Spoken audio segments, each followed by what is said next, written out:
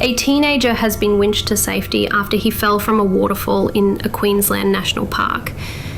Rescue teams were called to the park on the Sunshine Coast on Monday, August 25, 2025. Life flight helicopter crews worked to lift the teenager from the valley before he was taken to hospital. It's understood he suffered back injuries and abrasions after falling from the waterfall.